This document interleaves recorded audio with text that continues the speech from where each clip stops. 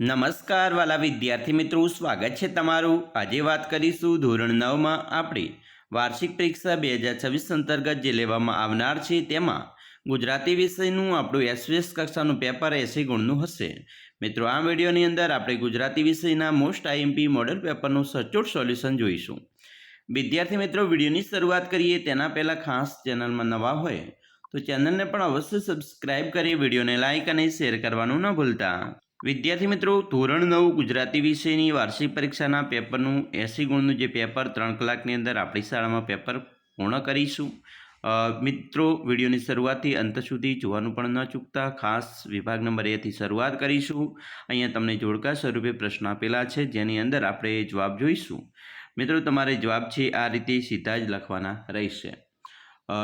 ગદ્ય કૃતિ અને સાહિત્ય કૃતિ અ અને બ વિભાગ, જેમાં પહેલું છે ભારતીય સંસ્કૃતિની સિદ્ધિ, જેમાં આવશે લલિત નિબંધ। છાલ છોતરા અને ગોટલા તો હાસ્ય નિબંધ છે। સખી માર્કંડી તે પ્રવાસ નિબંધ છે અને કુદરતી જે એકાંકી છે।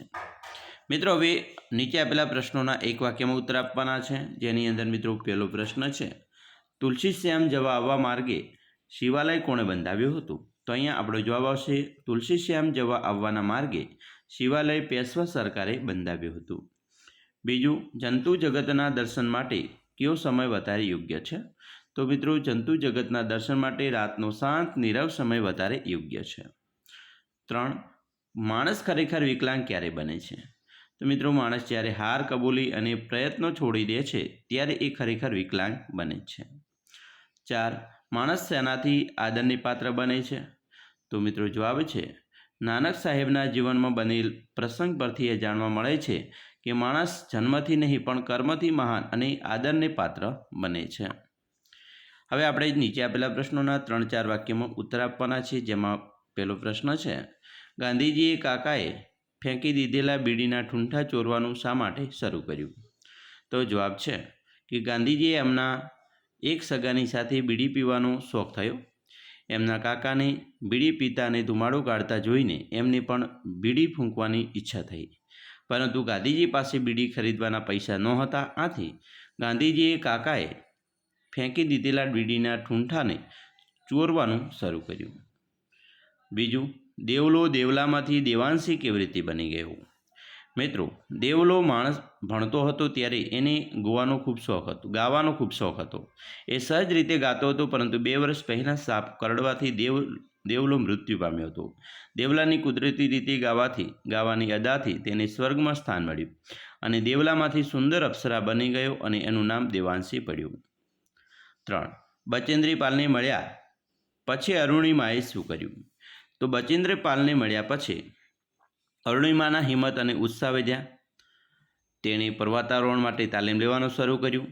શરૂઆતમાં પર્વત ચડતી વખતે અન્ય પર્વતારોહકો અને તેને ધીમે ધીમે આવવાનું કહેતા, આથી તે અકળાતી અને વધુ મહેનત કરતી।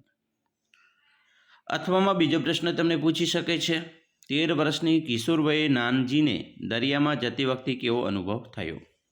તો જવાબ છે 13 વર્ષની કિશોર વયે નાનજીને દરિયામાં મુસાફરી કરીને યુગાન્ડા પહોંચવાનું હતું। મહિનાઓની આ સફર હતી, એમાં વચ્ચે તોફાન આવ્યું।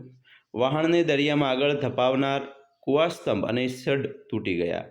મૃત્યુ સામે દેખાતું હતું। ભૂખ, તરસ અને અનિશ્ચિત ભાવિનો દરિયામાં થયેલો અનુભવ ભલભલાને ડગમગાવી દે તેવો હતો, છતાં નાનજી સહેજે ડગ્યા નહોતા। એના પછી મિત્રો નીચે આપેલા પ્રશ્નોના સવિસ્તર ઉત્તર આપવાના છે, જેની અંદર મિત્રો દવાખાનાનું વર્ણન લોહીની સગાઈના પાઠના આધારે કરવાનું છે। તો સરસ મજાના પ્રશ્નોનું મિત્રો આપણે જવાબ છે આ રીતે લખી શકીએ છીએ। આનો તમારે યોગ્ય જવાબ વાંચી તૈયાર કરી લેવાનો રહેશે।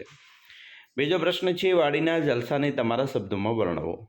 તો મિત્રો એને પણ આપણે આ રીતે વર્ણન કરી શકીએ છીએ। એને પણ તમારે વાંચી સમજીને તૈયાર કરી લેવાનો રહેશે।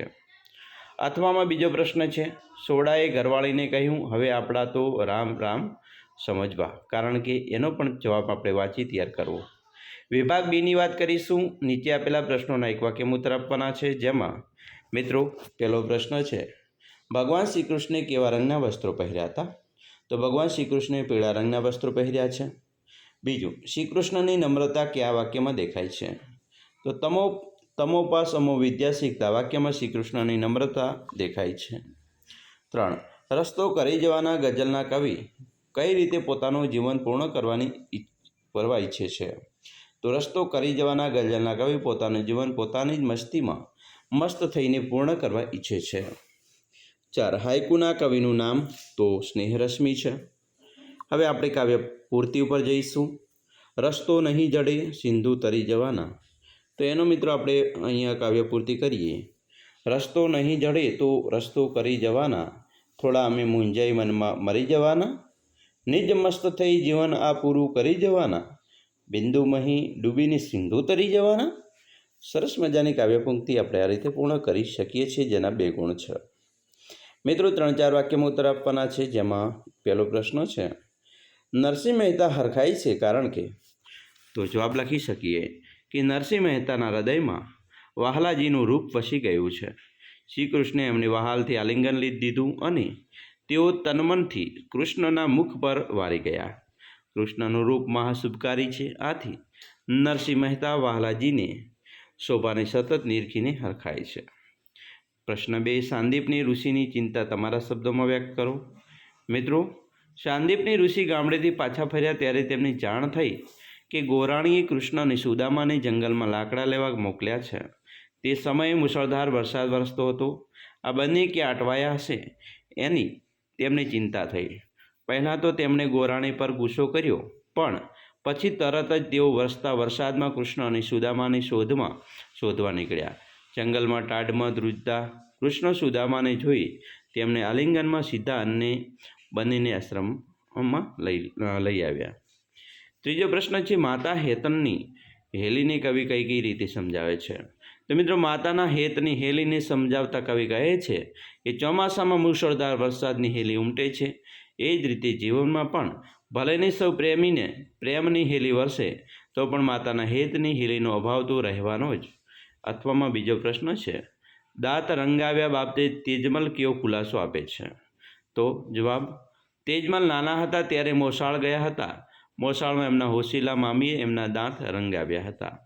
હવે મિત્રો, સવિસ્તર ઉત્તર આપવાની વાત હોય તો આપણે પહેલો પ્રશ્ન લખી શકીએ કે પુત્રવધૂના આગમનથી ઘરમાં આવેલા પરિવર્તનની નોંધ તમારા શબ્દોમાં લખવાની છે. એને પણ સરસ મજાનો પ્રશ્ન છે, તૈયાર કરી લેવાનો છે. આપણે પણ વાંચીને તૈયાર કરી લઈશું મિત્રો. બીજો પ્રશ્ન છે, કવિનું આત્મબળ અને ઈશ્વર પ્રત્યેની શ્રદ્ધા રસ્તો કરી જવાના કાવ્યના આધારે તમારે જણાવવાનું છે. તો આ પ્રશ્નનો ટૂંકમાં જવાબ આપણે આ રીતે લખી શકીએ છીએ. એના નેક્સ્ટ પ્રશ્ન અથવામાં છે, માતા પિતા અને દીકરીના લાગણી ભર્યા સંબંધો એકાંકી દ્વારા વ્યક્ત થયા છે. આ વિધાને પપ્પા હવે ફોન મૂકું ગીત દ્વારા સમજાવો. એનો પણ સરસ મજાનો જવાબ આપણે આ રીતે મિત્રો લખી શકશું. વિભાગ સી ઉપર જઈશું. જોડણી સુધારીને લખવાની છે. મિત્રો, અહીંયા સંસ્કૃતિની જોડણી તમે આ રીતે લખી શકો છો. પછી ઓશિયાળું, તો એના માટેની જોડણી છે મિત્રો ઓશિયાળું, માથે અનુસ્વાર આવશે. પછી મિત્રો નીચે આપીને સંધિ છોડો અને જોડો. પૃથ્વી વત્તા ઈ તો પૃથ્વી થાય, શ્રો વત્તા અન્ન તો શ્રવણ થશે. ખાસ મિત્રો, શ્રો વત્તા અન્ન તો શ્રવણ થાય. હવે આપણે તળપદા શબ્દોનું શિષ્ટ રૂપ આપવાનું છે. સાવજ તો સિંહ, પોર તો પ્રહર. મિત્રો, સમાસ ઓળખવાનો છે. નર્મદા દ પાછળ છે એટલે ઉપપદ આવે. પછી મિત્રો સાચો સમાનાર્થી શબ્દ છે ઓશિયાળું. ઓશિયાળું એટલે લાચાર થાય. વિરુદ્ધી શબ્દ અહંકાર તો નિરહંકાર. દુર્ગંધ તો સુગંધ. એના પછી મિત્રો અલંકાર ઓળખવાનો છે. ભૂખથી એ બીડી ભૂંડી ભીખ છે, ભ. મિત્રો અહીંયા તો અહીંયા મિત્રો બરાબર ભ પળ છે અને ભૂખથી એ ભૂંડી ભીખ છે એટલે ભૂખને મિત્રો અહીંયા ભૂંડી કહી છે, તો વ્યતિરેક પણ થાય. પછી આત્મા ઘી જેવો મૂલ્યવાન છે, તો અહીંયા પણ ઉપમા આપી છે, કારણ કે અહીંયા ઉપમા આપવામાં આવી છે. બરાબર, જેવો શબ્દ છે. રૂઢિપ્રયોગનો સાચો અર્થ સમીકરણ બદલી નાખવું એટલે વાતાવરણમાં પરિવર્તન આવવું. કહેવતનો અર્થ છે પારકી માં જ કાન વિંધે. જેની સાથે લોહીનો સંબંધ ન હોય તેવી વ્યક્તિ કષ્ટદાયક કહેવણી આપી શકે. શબ્દ સમૂહ માટે એક શબ્દ છે. એક સાથે 100 વસ્તુઓ ભૂલ વિના ક્રમમાં યાદ રાખવાની શક્તિ, તો એને સત્તાવધાની શક્તિ કહેવાય. એના પછી મિત્રો લિંગ ઓળખવાનું છે. ભિક્ષા સ્ત્રીલિંગ, પૂર તો નપુંસકલિંગ. વાક્ય છે રશ્મિએ પોથી પેટીમાં મૂકી દીધી. મિત્રો રશ્મિએ પોથી પેટીમાં મુકાવી દીધી, તો અહીંયા બરાબર આ પ્રકારે વાક્ય થશે. પહેલું આપણે વાક્ય બનાવ્યું, પ્રેરકની વાત છે. નવી છત્રી પર કારીગરો નામ સરનામું લખ્યા, તો નવી છત્રી પર લેખકે કારીગર પાસે નામ સરનામું લખ્યા. એ મિત્રો પ્રેરક છે. અને રશ્મિએ પોથી પેટીમાં મુકાવી દીધી, બરાબર, તો અહીંયા કર્મણી થાય. વાક્ય રૂપાંતર કરવાનું છે. કોણ દાદ છે? નિષેધ વાક્ય બનાવો. કોઈ દાદ દેતું નથી. કોણ દાદ દે છે? કોઈ દાદ દેતું નથી. મારાથી એ બને તેવું નથી. વિધિ વાક્ય બનાવવાનું છે. મારાથી એ અશક્ય છે. સાદું સંયુક્ત સંકુલ વાક્ય. આશ્ચર્યથી જ મહારાજ મીઠા લીંબુ જેવા બોરને જોઈ રહ્યા, તો અહીંયા સાદું વાક્ય છે. બીજું, શિંગડાના મારને જો કોઈ રીતે રોકીએ તો આમાં બનારસી લંગડો પાકે અને ગરીબના અમરફળ જેવા બોર ઢગલે ઢગલા ઉતરે, તો અહીંયા મિત્રો સંકુલ અને સંયુક્ત બંને વાક્ય છે. મિત્રો કાળ ઓળખવાનો છે. કાગળ ઉપર કરી કરામતુને છાપા ચોંટાડ્યા ભીંતે, તો અહીંયા મિત્રો કાગળ ઉપર કરી કરામતો એવું વાત કરે છે, અને છાપા ચોંટાડ્યા ભીંતે તો આ ભૂતકાળની વાત કરવામાં આવી છે. ગીતા નિબંધ લખે છે, તો આ વર્તમાન કાળની વાત છે. મિત્રો નીચે આપેલા શબ્દોમાંથી પૂર્વ પ્રત્યય પર પ્રત્યય શોધીને લખો. અધિપતિ, તો અહીંયા મિત્રો પૂર્વ પ્રત્યયની વાત છે. સુપુત, એ પણ પૂર્વ પ્રત્યય છે. વિભાગ ડી આપણે વિચાર વિસ્તાર ઉપર જઈશું. વિચાર વિસ્તાર છે મિત્રો અહીંયા. મારા થકી જ મોલ એવું વાવને હું પદ આવ્યું, પણ બોલ્યા વિના જ વેણ એલ્યા વાદળ વર્ષે વાવમાં, તો આ પણ તમે મિત્રો વિચાર વિસ્તાર મેળવી અને લખી તમારે તૈયાર કરવાનો છે. એના પછી એક બીજો અથવામાં તમને વિચાર વિસ્તાર આપેલો છે. સજ્જન ઉત્તમ પ્રકૃતિ શું કરી શકે કુસંગ, ચંદન વ્યાપે નહીં લપટ્યો રહે ભુજંગ, તો ચંદનની વાત કરી છે, શીતળ ચંદનની, બરાબર, તો અહીંયા એ પણ આપણે યોગ્ય રીતે મિત્રો જવાબ લખી શકીએ. પત્રલેખનની વાત કરીએ તો મિત્રો અહીંયા પત્રલેખન આ રીતે લખી શકાય. તમારા શહેરથી 10 કિલોમીટર દૂર આવેલા રંગ રસાયણના કારખાનાનું દૂષિત પ્રવાહી નદીના જળમાં ભળે છે, તેથી નદીનું જળ પીવાલાયક રહ્યું નથી. આ અંગે ઘટતી કાર્યવાહી કરવા રાજ્યના આરોગ્ય મંત્રીને અરજી લખો. તમારું અહીંયા મિત્રો નામ સરનામું લખવાનું છે, તારીખ લખવાનું છે, એરિયા લખવાનો છે. અહીંયા મિત્રો સંબોધનમાં પ્રતિ માનનીય આરોગ્ય મંત્રી શ્રી મંત્રાલય ગાંધીનગર, અને વિષય લખવાનો છે નદીનું જળ પીવાલાયક રાખવા બાબતે આદરણીય મહોદય. અને અહીંયા મિત્રો તમારે પછી લખવાનું શરૂ કરવાનું છે. આદરણીય મહોદય, બરાબર, હું ભરૂચ શહેરની નાગરિક છું અને ઉપર દર્શાવેલા સરનામે રહું છું.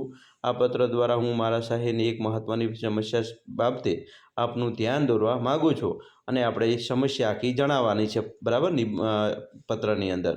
અને છેલ્લે તમારે લી આપનો વિશ્વાસુ ભરૂચ શહેરના નાગરિકના પ્રણામ, એ પણ અહીંયા લખવાનું છે. એના પછી તમને અહેવાલ લેખન પણ પૂછી શકે છે. તમારી શાળામાં યોજાયેલા રમતોત્સવનો અહેવાલ, અથવા વૃક્ષારોપણનો અહેવાલ, અથવા સ્વાતંત્ર્ય દિનનો અહેવાલ, આવા અહેવાલો લખવાનો આવી શકે. તો તમે અહીંયા મિત્રો ખાસ તમારે ટાઇટલ શીર્ષક મારવાનું છે. તમારી શાળામાં યોજાયેલો રમતોત્સવ હોય તો રમતોત્સવ, વૃક્ષારોપણ કાર્યક્રમ હોય તો વૃક્ષારોપણ, જે પણ હોય તે, અને અહીંયા તારીખ લખવાની છે. અને પછી તમારે ફકરો પાડી અને મિત્રો વિગતે તમારે અહેવાલ લખવાનો છે. હવે ગદ્યખંડ વાંચી તેના પૂછેલા પ્રશ્નોના ઉત્તર લખવાના છે. મિત્રો અહીંયા તમને એક ગદ્યખંડ આપેલો હશે, એની નીચે 4 પ્રશ્ન હશે. 4 પ્રશ્ન, એની અંદર મિત્રો છેલ્લો પ્રશ્ન શીર્ષક આપવાનો હશે, યોગ્ય શીર્ષક આપવાનો હશે. તો એના પણ પ્રશ્નોના જવાબ મિત્રો આવી રીતે આપણે શોધી અને લખવાના છે. એવું નથી આજ મિત્રો ફકરો પૂછાય, બીજો પણ પૂછી શકે છે. હવે આપણે મિત્રો અહીંયા નિબંધની વાત કરીએ તો નિબંધ તમારે કોઈ પણ એક લખવાનો આવશે. 3 નિબંધ આપવામાં આવશે. તમને નિબંધના મુદ્દા પણ આપી દેવામાં આવશે. જેમ કે શિયાળાની સવાર, તો શિયાળાની સવાર છે નિબંધ, એના મુદ્દા આધારિત આપણે યોગ્ય મિત્રો ફકરો પાડી અને યોગ્ય રીતે લખવાનું છે. નવરાત્રિનો તહેવાર વિશે પણ મિત્રો યોગ્ય મુદ્દા પાડીને આપણે લખી શકીએ છીએ. તો આવી રીતે તમને નિબંધ છે એ 3 પૂછાશે, એમાંથી તમારે એક લખવાનો છે. વિદ્યાર્થી મિત્રો, આવી રીતે તમારું પ્રશ્નપત્ર નીકળશે. અમે આશા રાખીએ છીએ તમને આપણો વિડીયો પણ ખૂબ જ ઉપયોગી નીવડશે. અને ખાસ મિત્રો વિડીયો ગમે હોય તો લાઇક, શેર અને સબસ્ક્રાઈબ કરવાનું પણ ન ભૂલતા.